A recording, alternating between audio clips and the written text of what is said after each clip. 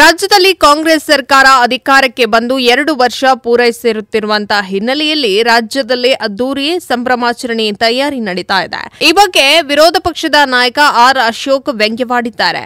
ಯಾವ ಸಾಧನೆಗೆ ಕಾಂಗ್ರೆಸ್ ಸರ್ಕಾರಕ್ಕೆ 2 ವರ್ಷ ಸಂಭ್ರಮ ನಡೆಸ್ತಾ ಇದ್ದೀರಾ ಎಂದು ತರಾಟೆಗೆ ತೆಗೆದುಕೊಂಡಿರುವಂತಹ ಆರ್ ಅಶೋಕ್ ಅವರು ಕಾಂಗ್ರೆಸ್ಗೆ ಹಲವಾರು ಪ್ರಶ್ನೆಗಳನ್ನು ಮುಂದಿಟ್ಟಿದ್ದಾರೆ.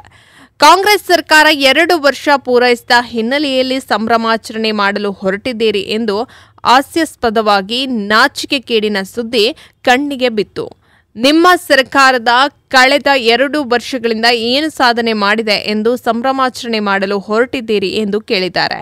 ಹಾಲು, ನೀರು, ವಿದ್ಯುತ್, ಪೆಟ್ರೋಲ್, ಡೀಸೆಲ್, ಆಸ್ತಿ ತೆರಿಗೆ ಹೀಗೆ ಎಲ್ಲಾ ದಿನ ಬಳಕೆಯ ವಸ್ತುಗಳು ಮತ್ತು ಸೇವೆಗಳ ಬೆಲೆ ಏರಿಕೆ ಮಾಡಿ ಬಡವರ ಮಧ್ಯಮ ವರ್ಗದವರ ಜೇಬಿಗೆ ಕತ್ತರಿಯನ್ನ ಹಾಕೋದಕ್ಕೆ ಈ ಸಂಭ್ರಮಾಚರಣೆನ ಪರಿಶಿಷ್ಟ ಸಮುದಾಯಗಳಿಗೆ ಸೇರಬೇಕಾಗಿದ್ದ ವಾಲ್ಮೀಕಿ ಅಭಿವೃದ್ಧಿ ನಿಗಮದ ಹಣವನ್ನ ಲೂಟಿ ಮಾಡಿರುವ ಖುಷಿಗೆ ಸಂಭ್ರಮಾಚರಣೆಯ ಅಥವಾ ಮೂಡ ಹಗರಣದಲ್ಲಿ ಲೋಕಾಯುಕ್ತ ಪೊಲೀಸರಿಂದ ನಾಮಕಾವಸ್ಥೆ ತನಿಖೆ ಮಾಡಿಸಿ ಬಿ ರಿಪೋರ್ಟ್ ಹಾಕಿಸಿಕೊಂಡು ಕ್ಲೀನ್ ಚಿಟ್ ಪಡೆದ ಸಾಧನೆಗೆ ಈ ಸಂಭ್ರಮಾಚರಣೆಯೇ ಎಂದು ಪ್ರಶ್ನೆಗಳ ಸುರಿಮಳೆಯನ್ನ ಸುರಿಸಿದ್ದಾರೆ.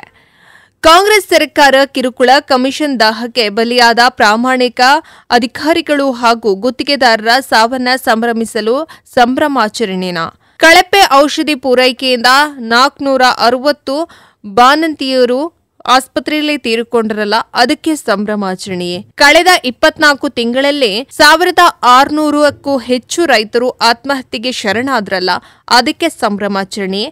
ವಕ್ಫ್ ಮಂಡಳಿ ಹೆಸರಿನಲ್ಲಿ ಮಠ ಮಂದಿರಗಳು ರೈತರ ಜಮೀನನ್ನ ಕಬಳಿಸಿದ ಸಾಧನೆಗೆ ಸಂಭ್ರಮಾಚರಣೆ ಎಂದು ವಾಗ್ದಾಳಿಯನ್ನ ನಡೆಸಿದ್ದಾರೆ.